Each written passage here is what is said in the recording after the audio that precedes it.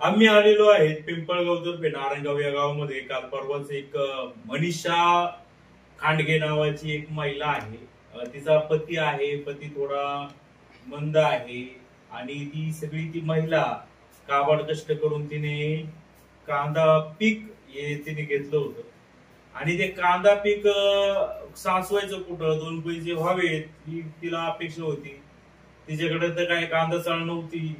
एका व्यक्तीची कांदा चाळ रिकामी होती, ती 15,000 रुपये भाड्याने तिने घेतली आणि त्या ठिकाणी तब्बल 600 पिशवी कांदा हा साठवलेला होता.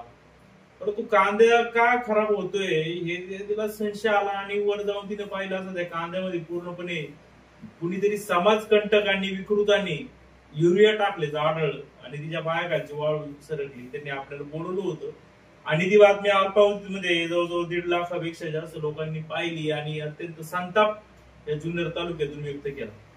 मी जिथं आहे तिथं आहे, हे शेतकरी संघटनेचे नेते आहेत. प्रमोद खांडगे म्हणून हे त्यांच्या मातोश्री आहेत. तिकडे जे बसलेले आहेत ते त्यांचे वडील आहेत.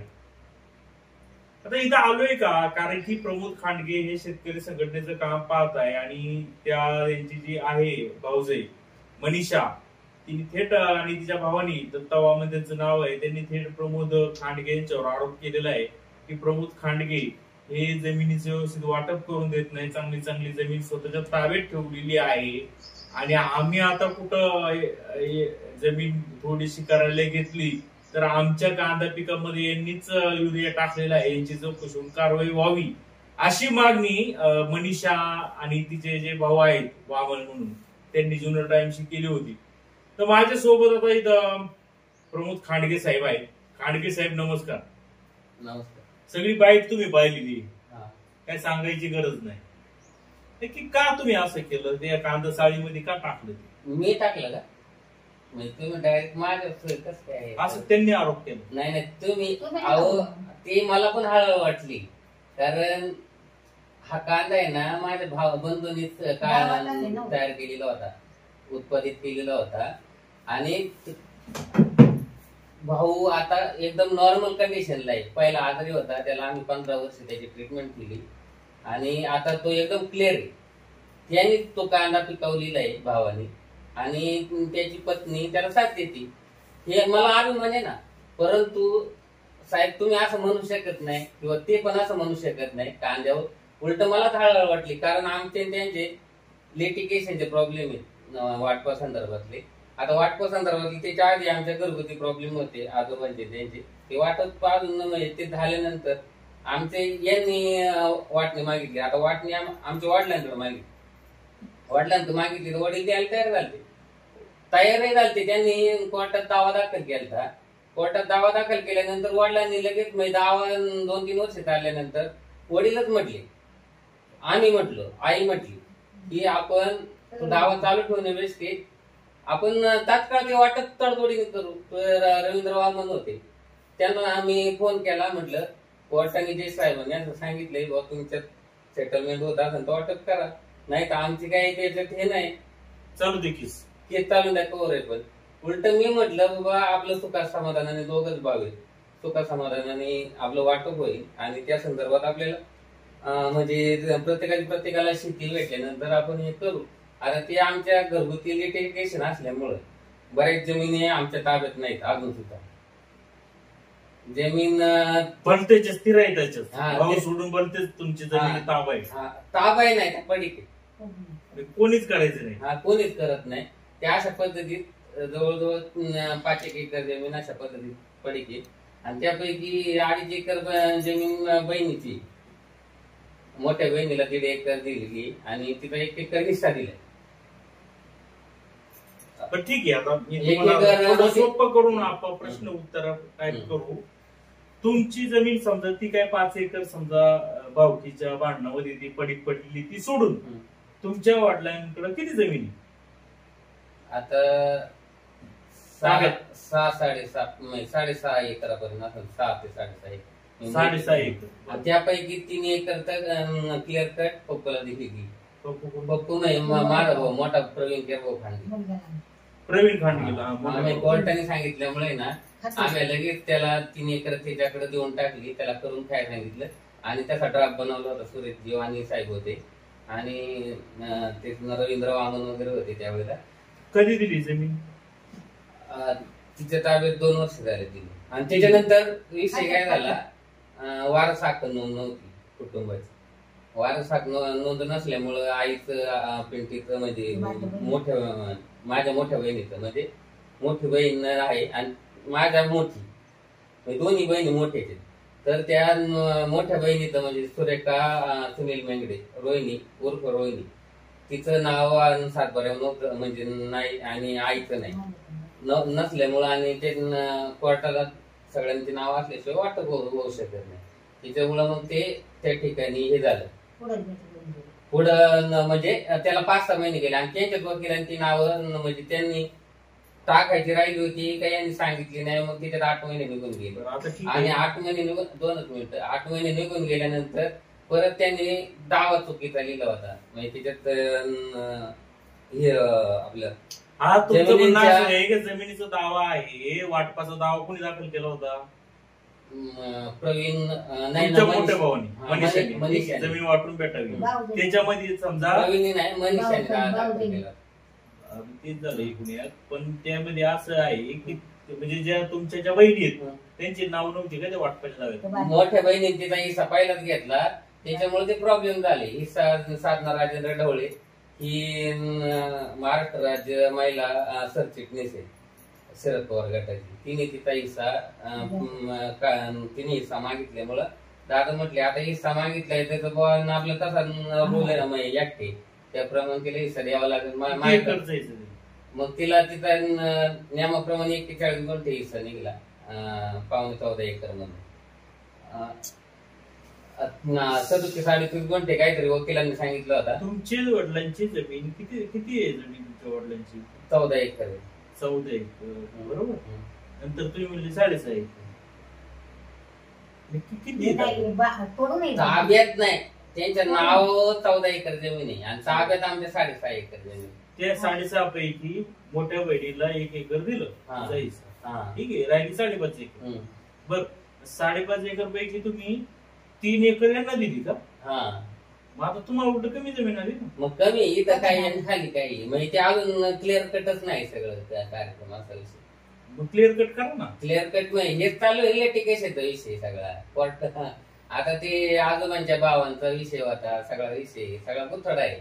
नाही, आता जी जमीन ताब्यात आहे का नाही तुमच्या, ते समजा तुमच्या आजोबाच्या भावांचा काही वाद असेल, समजा ती 5 एकर कोणीच करायची नाही असेल, तो विषय सोडून जी जमीन आता तुमच्या ताब्यात आहे त्याचं वाटप करायला काय हरकत आहे? मग आता मग ती दिली ना त्या 3 एकर प्रवीणला दिली ना, त्यांनी त्यांचा हिस्सा मागितला, हिस्सा कमी निघत होता हिस्सा उलट मग जास्त म्हणजे आपल्याला साधक बाधक सगळ्यांनी विचार केला.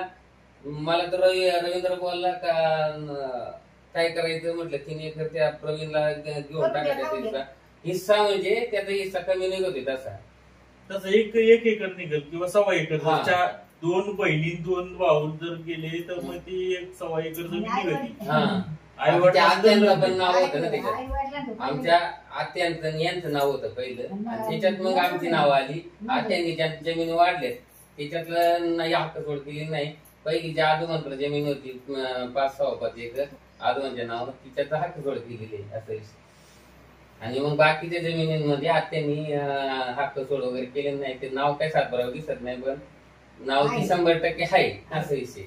नाव दिसत नाही म्हणजे त्यांनी कुठं अजून मागणी केली मग ते समजा कोर्टात चाललंय म्हटलं, आपण नाही म्हणत, मी पण म्हणत नाही, आत्या पण म्हणत नाही, पण विषय काय होतो त्यांचं आता कायदेशीर बाबतीत त्यांचा हक्क सोड वगैरे नाव कसं लागलं? तुमचं लागलं सातबार? ते ज्या जमिनी लिटिगेशनच्या जमिनी आहेत ना त्याच्यात म्हणावी. कसं काय लागलं ना? ते यांनी मी ज्या खरेदी खत केलं होतं ना, ते मी जे पैसे याच दिलं होतं, माझ्या नोकरीला होतो मी SPB आणि त्या जमीन जास्त असल्यामुळं, वडिलांच्या नाव जमीन जास्त असल्यामुळं 2016ला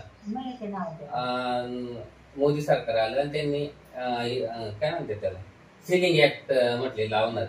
आणि मग सिलिंगचा प्रॉब्लेम येऊ नये किंवा मग आणि मग दत्तात्रय वामन म्हणतोय तुम्ही बोलताय ते कम्प्लीट करा. बोला ती कशी काय आली तुमची? किती एकर तुमच्या नावाची जमीन आता? ती माझ्या नावावर 160 गुंठे. 160 गुंठ? 160 गुंठे म्हणजे 14 एकर म्हणली तुमच्या नाव झाली ना. मग 14 एकर म्हणजे आम्ही वाटपत्ती धरली ना एकत्र. तुमच्या नावाने 4 एकर झाली ना. हा पण ती आम्ही वाटपत आहे ना साहेब, जरा समजून घ्या काही गोष्टी. मी ना ती वाटपत धरली जमीन आहे, एकत्र कुटुंबातली जमीन सांगतोय. तुम्ही आता ते एकत्र करून ते डिस्पॅच करताय, परंतु 4 एकर तुमच्या नावावर केली असं त्यांचा आरोप आहे. हा मग असं ते पहिल्यापासून म्हणतात, त्याच्याबद्दल माझं काही दुमत नाही. कारण ज्या वेळेला ते काय प्रॉब्लेम येऊ नये सिलिंगचा वगैरे, सिलिंग म्हणजे आमची पहिली 2 एकर जमीन गेली होती. किती जमीन असेल तर सिलिंग 1 लागते? 8 एकरच्या पुढे असेल ना तर लागत होता. आता 10 एकर काहीतरी म्हणत होते, म्हणून माझ्या नाव 4.5 एकर काहीतरी केली. म्हणजे तुम्ही केली, त्यांनी करून दिली. वडिलांनी करून दिली, त्यांना विचारा तुम्ही. आणि बंधूचं कर्ज या निमित्ताने मी जवळजवळ आमच्या एकत्र कुटुंबातलं कर्ज जवळजवळ त्यावेळेला सगळं कर्ज 20 लाख रुपये होत. मी ज्या वेळेला नोकरी सोडून आलो का, माझ्याकडे साठलेले पैसे मी 20 लाख रुपये याच्यात भरले आमच्या कुटुंबासाठी. मी त्याच्याबद्दल आता काही बोलत नाही. नोकरीचे पैसे तुम्ही कर्ज भरणार? हा, मग ते श्रीराम पतपेढीचं कर्ज होतं, श्रीराम पप्पूने काढलेलं. किती होतं ते? श्रीराम पतपेढीचं जवळजवळ 6 का 7 लाख रुपये होतं. ते आता आकडे काढले 2006-7 साली. एवढं 6 लाखाचं कर्ज होतं त्या काळात? त्यासाठी काढलं होतं हे पाईपलाईन वगैरे करण्यासाठी. 7 लाख रुपये काढतात. वरच्या शेती पाईपलाईन वगैरे. अजून किती कर्ज? मग टोटल कर्ज आहे ना, आम्ही त्यावेळेला 18-19 लाख रुपये भरले. 19 लाख रुपये कर्ज झालं. मग आता पाईपलाईन अजून 9 पर्यंत. मग यांनी तो जरा त्याची तब्येत बरी नसल्यामुळे त्यांनी घेणं बऱ्याच जणांचं केलं होतं, औषधावाल्यांचं सणवारी वगैरे असं केलं होतं. आता आम्ही मला 2 साड्या ती काय करायची बायको राहत नाही. आणि मग ते वैयक्तिक 4 मग एवढी करून ह्याच कर्ज झालं. मी या पोराला म्हणले बाबा तुझी नको जाऊ, कर्ज झालं पेट आणि तू गावाला म्हणून बोललो आम्ही गावाला ना. तेव्हा जायची त्रास झाला. लग्न झाल्यापासून जास्त त्रास झाल्यामुळे मी म्हणते बाबा आणि चांगलं राहावा असं तर 25 वर्षे पोराला मी घातली. साहेब जागा बसून आई वडिलांना म्हणत तुम्ही काम करा. मी काय काय केले मला ते करायचं नाही. आता मी खेळले तिथे आणि मी काय करतो जायची बाई. आणि मला असं त्रास झाला नाही पाहिजे. सासू सुनच येऊन सासू अन्याय करायची हे सुद्धा झालं नाही पाहिजे. हे माझं म्हणे तुम्ही या बसा आईचं पंच करा, जागून ते वाढवू घ्या. हे माझ्या आत्म्याचे भांडण करू नका. भांडण करू नका. हा आमचा मालक फार इतका साधा होता. मी त्यांच्या संगत दिवस काढलं. मला 2 सण आहेत. मला बाकीची गरज नाहीये. मी सांगते मला गरज नाही. तुम्ही चांगलं राहा माझ्या भागात. माझा बिंदू करू नका. मी माझं म्हणून मी साऱ्या ह्याच्यात असते तरी करते, पण असं करू नका. तुम्ही भावाने यायचं, त्रास द्यायचा, सुरून यायचं, मारायचं. मला मारायचं माझ्या घरात फुगून यायचं. काय 4 महिने होतं काय का वहिनी, पण असं करू नका. निघून म्हणतात मला म्हणतो शेतातून निघा. हा तिचा सुनता भाऊ मला शेतातून काढतोय. तुझी नाही जमीन पाणी का मागली साहेब सांगा ना तुम्ही. माझ्या भावासारखा माणूस काहीतरी असा हे ना. मला एवढा अन्याय करायचे माझं मला मला म्हणत नाही तर मी एकटी होते. आजपर्यंत 7 माझा पाटील पाटीलची जी जमीन कोणत्या काही याची नाहीये. ही जमीन जी भांडून आली त्यांनी सांगितली जमू सांगू द्या. मी भांडण्यात आली. माझ्या सासू सासऱ्याकडून जमीन दिली. लोकांनी मला किती त्रास दिला. मग नाही आले बाबा सुनाचं भाऊ सांगा मला. हा मग मी काही भांडण करीत नाही सुन संग. सुन माझी मला लक्ष दे म्हणजे तुझा जी जमीन चालू आहे तिथं नाही भाऊ नाही. त्या जमिनीमध्ये गेला ती जमीन आयचा पेरचा फंदिला आयची 2 वर्ष काय म्हणते. आणि आज माझ्या लेखा आणि माझं ते आहे माझ्या लेखा तुम्ही करीत का. हे कोण करीत का भाऊ सक्का किती वेळ असू द्या. या अर्थ घ्यायचं कामच नाही आमच्यावर. हा आणि त्याच्यावर सुद्धा नाही घ्यायचं. माझ्यावर मला काय करायचं कर मला बाबा. मी इतकी कर्तबगारी पाहिजे तर करून आले मी. हा भावाचा मुंबईला एक माझा भाऊ ठीक आहे, आलं लक्षात सगळा विषय. आला ना? प्रमुख भाऊ, दुसरा विषय झाला तर 4.5 एकर जमीन तुम्ही 2016 दिली असेल काय? 2016 2010 तेव्हा तर मोदी नव्हते आले ना. मोदी जमीन नाव माझी जमीन म्हणजे किती म्हणले नाही सिलिंग लागला म्हणून. त्याच्या आधी सरकार मोदी सरकार होतं ना 2010च्या आधी का? हा मोदी होती का? 14ला आलो. 14ला मग प्रधान मग त्यावेळेला एक आलता काहीतरी त्यावेळेला मग ठीक आहे, असू दे, काय आपल्याला काही त्यात फरक पुसायचं नाही. नाही ना बरं, आता वैयक्तिक विषय फक्त काय आहे? जमिनीच्या मला काय त्या जमिनीचा विषय नव्हता काही, फक्त जमिनीच्या नावावरती एकत्र केली. आता हे जर वामन कंपनी म्हणतात, मग वामन कंपनीचं एकत्र कुटुंब आहे ना, मग दत्तानी का त्याच्या नावाची निम्मी जमीन करून घेतली दत्ता वामननी. तो मग साधारण उद्धव बाळासाहेब ठाकरे गटाचा जुन्नर तालुका प्रतिनिधी म्हणून नेता म्हणून काम करतोय.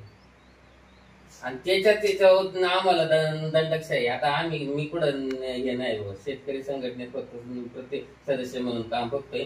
मी कुठल्याही प्रकारचं हे नाही करत.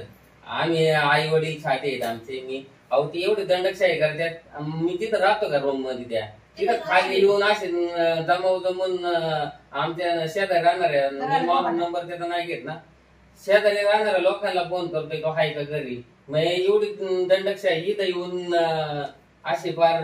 आता ठीक आहे, तर मग समजा ठीक आहे, आता 4.5 ऐका ना, 4.5 एकर जमीन तुम्ही नाव करून ठेवली, परंतु ती जमीन सुद्धा तुम्मी वाटपामध्ये धरलेली, बरोबर. दुसरा एक विषय आला की बहिणीला काहीतरी 2 एकर काही जमीन विकली होती, काय 165 गुंठे 165 गुंठे 1.5 एकर. ती काय विकली? कोणत्या बहिणी? कर्जामुळे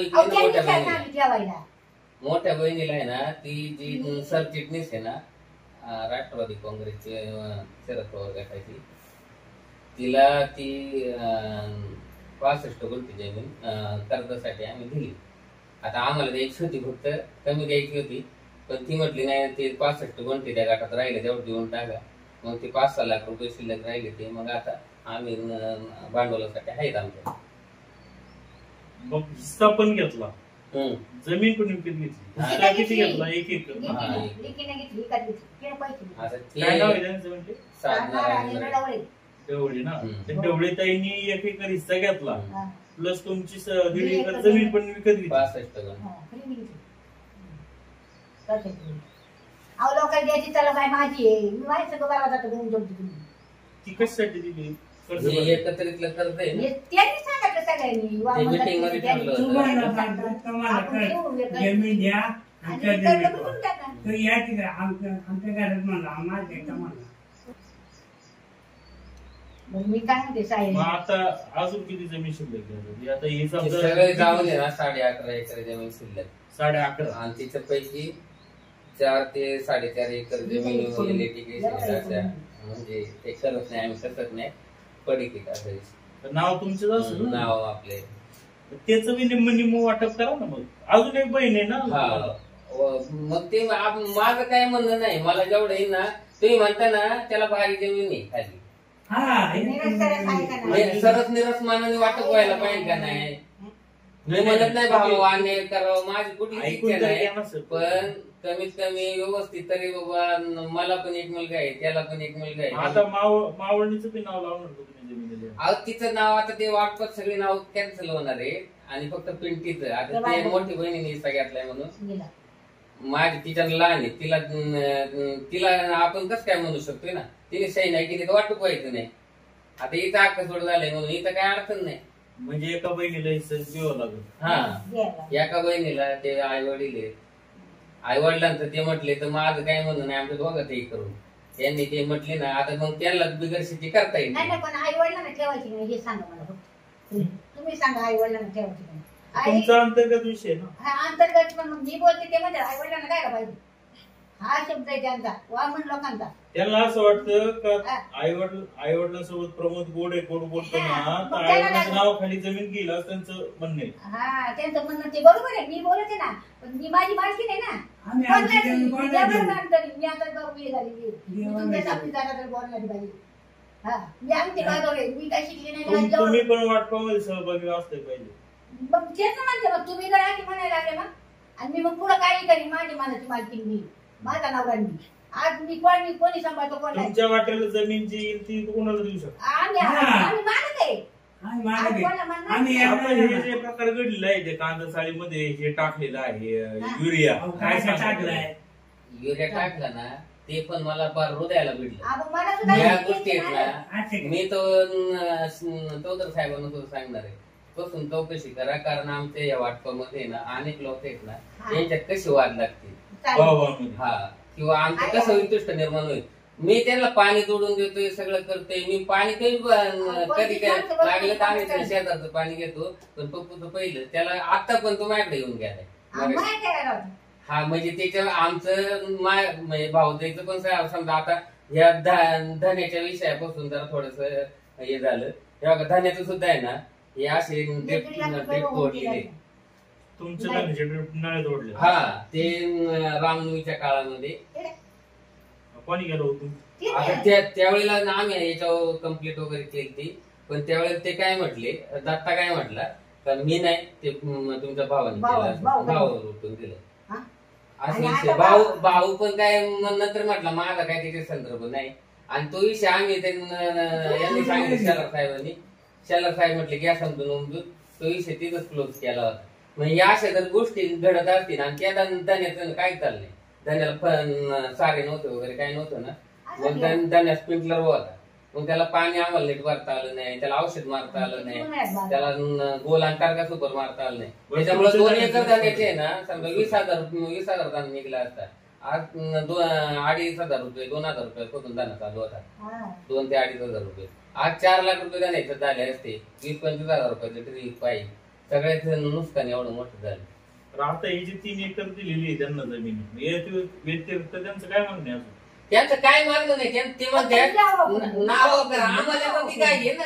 हा, मग तू सुखी होती ना, आम्ही सुखी हो, आम्ही अहो त्यांना तेच आता मोठ्या बहिणीने थोडस हे केलं मध्ये. आम्हाला म्हटले 28 एप्रिलला येते मोठ्या बहिणी. हा, मोठी बहीण म्हटली मी 28 एप्रिलला येते. हा, ढवळे. ती म्हटली 28 एप्रिलला येते. 28 एप्रिलला नंतर मला फोन आला, म्हटली पोराची परीक्षा आहे, ते नेटची परीक्षा देतोय आणि त्याच्यामुळे ना नेटची परीक्षा देतोय म्हटले, त्याच्यामुळे थोडासा मग टाइम होईल. आता यांना मी सांगितलं होतं 28 तारीख, ते परत म्हटले 28 तारखेला सांगितलं तुम्ही, दत्ता तिकडे जाऊन बसला, सगळा विषय झाला. आणि नंतर ती पुढं तिने हे केलं. आणि मग नंतर तो मी म्हटलं, आम्ही दोघांनी फोन मध्ये बोललो. माझा दुसरा मेवना आहे, माझा सक्का मेवना समीर रेंगे, त्याला म्हटलं जा बरोबर वकिलाकडे. मी वकिलाला फोन केला, म्हटलं तर तिथं हक्क सोड झाला, तिची गरज आहे का? तो वकील म्हटले तिथं नाव डिलीट मारून टाकू आपण, हक्क सोड झाले म्हटलं काय अडचण नाही. मग त्यावेळेला विषय झाला. मग ते म्हटले ती नसली तरी चालेल, आपण आपलं वाटप करून घेऊ. पण तिने काय येऊ नये, तिला आपण जर कमी तिला जे हवं होतं, तिला 1 एकर हिस्सा वाढला नाही, मी तिला आईने दिलाय. आणि तिला कमी किमतीत घरची माणूस म्हणून कमी किमतीत तिला जमीन पण दिली. मी सांगते त्या साहेबांना, कमी किमतीत तिला जमीन पण दिली. सगळ्या गोष्टी झाल्यात. मग तिने व्यवस्थित करून दिलं पाहिजे का नाही भावांनी, किंवा यायला पाहिजे ना बाबा, तुला काय, तुझं काय म्हणणं आहे बाबा, तुझं काय म्हणणं आहे बाबा, विषय सेटल काय करायला पाहिजे ना. तू मग राष्ट्रवादीत काम करते, इकडे शरद पवार आता काय आता असाच विषय होतो ना. हा करतोय उभाटा गटामध्ये काम, उद्धव साहेब ठाकरेंच्या गटामध्ये दत्ता. असे तुम्हाला शिवसेनेत असे शिवसेना आहे मला माहिती आक्रमक, पण सर्वसामान्य लोकांच्या मागे आमच्या आई वडिलांना आमच्या अन्याय होतो का? माझ्या बहिणीला हिस्सा दिलाय, कमी जमीन ऐकली तरी ती येत नाही. ती असे थोडासा हक्क सोड व्यवस्थित का नाही केलं ना हक्क सोड, मग काय बोलवतो. पण तिच्या आम्हाला वकिलांनी नंतर सांगितलं ना बाबा, नाही तर मग त्याच्यात थोडा वेळ जाईल परत. मग ते नाही तर एखादं नाहीच म्हटलं तर काय करायचं, त्याच्यावर नाटून बोलत आहेत. त्याला सोडून विषय म्हणतात. गाड्याच्या त्यांचा. पिशव्या भरून नेतील. पण परत मी वारंवार सांगतो आमचे माझे बंधू आणि आता संपला विषय ढवळींचा. हा वारंवार सांगतो त्यांनी हक्क सोडपत्र करून दिलेले हा. बरोबर, त्यांचं संपलं. आता कोण राहिले? या बघा आता पिठी गाडी हे ना होईल. कॅमेरा समोर दाखवतो का आम्ही कधी वाटप विलंब व्हावा म्हणून हे नाही करीत वडिलांच्या सहीने उलटं वाटप झालं पाहिजे तुमचं. असं म्हणणं होतं म्हणजे आम्ही आम्हाला कर्ज फेडायला आता सोयीस्कर आता झालं. काय मग, आता काय विषय? विषय काहीच नाही ना आता उगाच- कोणाकोणाची वाटप होईल सांगा शेवटला. तुमची आई, तुमचे वडील, तुम्ही स्वतः, बारकी बहीण. अजून तुमची बारकी बहीण. बहीण आणि प्रवीण. हा प्रवीण ही आता राहिली जमीन किती? 11 का 11.5 काय म्हणतात? 11 सव्वा 11 करेल. ते टेली करा व्यवस्थित आणि त्याच्यामध्ये 5 वाटणे होणार, हम्म. म्हणजे प्रत्येकाला नाही. 2 एकर होईल. आता असं विषय नाही काय होतो तुम्ही परत कन्फ्युज नाही तर ते परत म्हणजे हा, आपलं शब्दमय शब्द हा. शब्द म्हणजे शब्द आपण नाही. बंधूला सांगितलंय का 3 एकर त्याला जमीन, 3 एकर मला जमीन, बाकीची राहीन ती आणि तिघांमध्ये जमीन. आणि बहिणीला. असं. आणि त्याला जर घराबिराला जागा लागत असेल त्याने तिकडं कमी करा, गट इकडे गट करा. चेंज करावा. नाही तर इकडे घे. इकडे घे इथं जमीन चांगली आहे, इथं घर बांध एका ठिकाणी राहा. कारण तो म्हणतो 1 गुंठ्यात 2 गुंठ्यात आता तेवढे प्रॉब्लेम नाही, चालू होतो. तो माझ्याकडे आला मी नाही, तिच्याकडे नाही, ते जमणार हे नाही. बरोबर आहे का भांडणं होणार? तो त्याचं सुखी तुम्ही तुमच्या. हा भांडणं होणार ना 1-2 गुंठ्यात. तिकडे येणार नाही. ते 2 आणि 1 गुंठ्यात यायला काय अडचण नाही पण कशाला विनाकारण? हा हे शब्द शेजारी घालायचे आणून नाही. तोंडावर तोंड हा राहा. मग ते सेपरेट गड झाले ना तर ते सेपरेट करा. माझं तर म्हणणं आहे बाबा तुला जर हे करायचं असेल ना 5-10 गुंठे इकडे तिकडे जास्त आणि घे तिकडे ते बोलली आणि तिकडे त्याला ते ठरलेलं आहे त्याप्रमाणे हा. करू. वाणी साहेब होते, वाणी साहेबांनी ड्राफ्ट व्यवस्थित बनवलेला आहे त्याच्याबद्दल काही विषय नाही. त्याप्रमाणे समीर होता, समीर हिंगे. बरं आता कधी करणार ही? एक पूर्ण दिवस कधी? कोर्ट चालू झालं आणि कोर्टात म्हटले तुमचं सेटलमेंट तर होते, तर कशाला कोर्टात होता परत? मग कोर्टातूनच वाटप करायचं ना. इथे तुम्ही करू शकता ना स्टॅम्प नाही, पेपर. अहो नाही स्टॅम्प पेपर होत. नंतर मग कधी झालं असतं रजिस्टरला आज हे झालं असतं. पण ते कोर्टातून आपल्याला आहे ना ते कोर्टात नाव आहे ना पण निकाली नाही निघणार. आता आज बोलते ना उद्या ते. अहो कोर्टाचं काय म्हणणं आहे, तुम्ही केस माग काढून बी घेऊ आणि मग शकता. त्यांना तिकडे फी भरायची आणि इकडे फी द्यायची का? मी काय म्हणतो साहेब, तुम्ही एका ठिकाणी इकडं तरी करणार तिकडं तरी मग करा. तिकडेच करायचं ना. आता जर एवढे दिवस थांबले आता दाखवा. 2 वर्ष आणि 8-10 दिवसांनी ते फी पण भरायचं. आम्ही नाही भरणार फी. मग किती किती fee? कोण फी 2-1 लाख रुपये जाईल मग? इकडे रजिस्टरला. कोणत्या रजिस्टरला? मला माहित नाही आता फी समजा कमी. कोण म्हणलं तुम्हाला वाटपाला एवढं? अहो नंतर कोर्टाचे आदेश निघले विषय राहणार नाही आम्हाला लिगली करायचं. आमचं ते चाललं अहो, होतं. तहसीलदार बी वाटप करतात. मग तहसीलदाराला अजून टाइम जाणार आहे. कसं आहे? अहो त्याच्यात आहे ना ठीक आहे, करावं लागेल. वेळ जाऊ शकतो.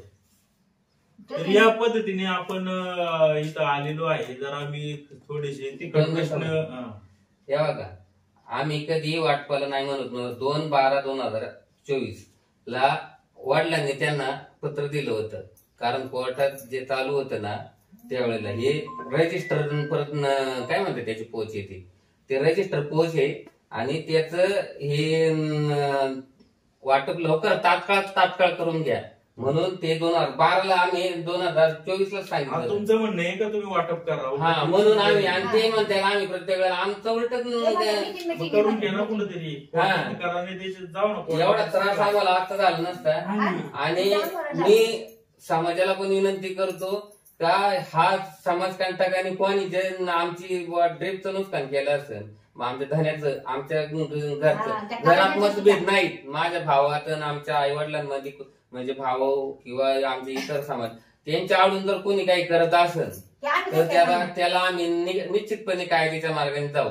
आणि भविष्यामध्ये मी 50 लाखाचा आबरू नुकसानीचा सुद्धा जे माझे आबरू नुकसान घालवतात किंवा आई वडिलांची घालवतात माझ्या भावाची सुद्धा आबरू नुकसान घालवली प्रवीण गिरभाऊ खांडगे प्रमोद गिरभाऊ खांडगे किंवा आमच्या कुटुंबाची तरी मी 50 लाखाचा दावा दाखल करणार 100% त्यांच्यावर. आता मी सरांबरोबर सुद्धा चर्चा केलेली आहे उतेडे सरांबरोबर.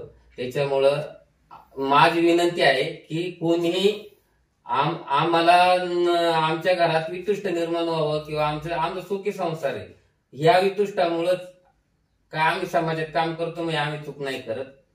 दत्ता पण उभाटा गटाचं काम करतोय जुन्नर तालुक्याचं दत्ता वामन किंवा बहीण पण काम करते, या मी पण काम- निमित्तानं हे असं झालेलं आहे की अनेक दिवस होतात की आपल्या जुन्नर आंबेगाव वगैरे खेड तालुका हा सर्व शेतीप्रधान तालुका आहे आणि काही कारण असताना केवळ लवकर जमिनीचं वाटप नाही, त्यामुळे वितुष्ट येणं, भावामध्ये भांडणं होणं, बांधावरून भांडणं होणं, कोणी जमीन करायची नाही, पडीत ठेवायची. समजा एखाद्या समजा कांदा पीक आलं तर त्याच्यावर तणनाशक फवार, युरिया टाक किंवा काही ना काही आग लाव, धान्याचं. पेट लाव. नाही मी सगळं सांगतो, तुमचं मी सांगतो.